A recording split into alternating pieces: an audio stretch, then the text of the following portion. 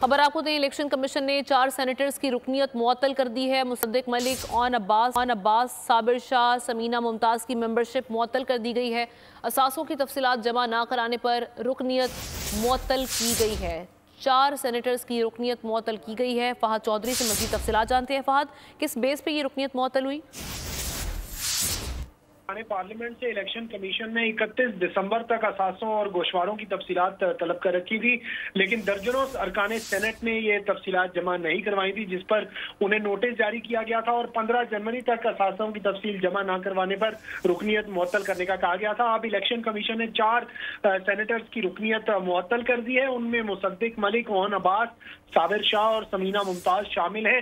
और जब तक ये गोशवारों की तफसील जमा नहीं करवाएंगे, गोशवारे जमा नहीं करवाएंगे, इनकी रुकनियत मुअत्तल रहेगी।